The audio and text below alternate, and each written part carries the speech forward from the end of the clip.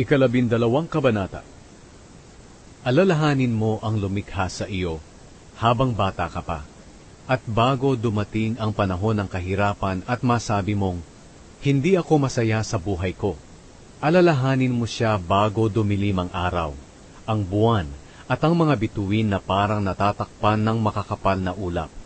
Darating ang araw na manginginig ang iyong mga bisig, at manghihina ang iyong mga tuhod.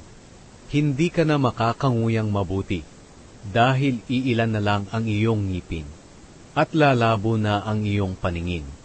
Ang tainga mo'y hindi na halos makarinig, kahit ang ingay ng gilingan o huni ng mga ibon o mga awitin ay hindi na marinig. Matatakot ka nang umakyat sa matataas na lugar, o lumakad sa lansangan ng nag-iisa. Puputi na ang iyong buhok, hindi ka na halos makakalakad, at mawawala na ang lahat ng iyong pagnanasa. Sa bandang huli, pupunta ka sa iyong tahanang walang hanggan, at marami ang magluluksa para sa iyo sa mga lansangan.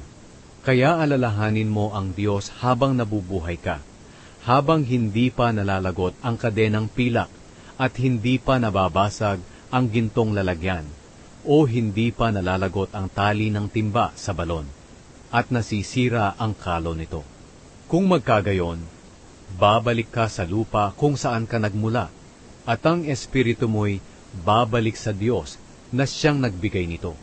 Sabi ng mangangaral, walang kabuluhan, tunay na walang kabuluhan ang lahat. Paggalang at pagsunod sa Diyos. Bukod sa pagiging marunong nitong mangangaral, itinuturo din niya sa mga tao ang lahat ng kanyang nalalaman. Pinag-aralan niyang mabuti ang mga kasabihang binanggit niya rito. Pinagsikapan niyang gamitin ang mga nararapat na salita. At ang lahat ng isinulat niya rito ay tama at totoo. Ang mga salita ng marunong ay parang matulis na tungkod na pantaboy ng pastol sa paggabay sa kanyang kawan, o parang pakong nakabaon. Ibinigay ito ng Diyos na tangi nating tagabantay. Anak, mag-ingat ka sa isa pang bagay na ito. Ang pagsusulat ng aklat ay walang katapusan, at ang labis na pag-aaral ay nakakapagod. Ngayong nabasa mo na ang lahat ng ito, ito ang aking huling payo.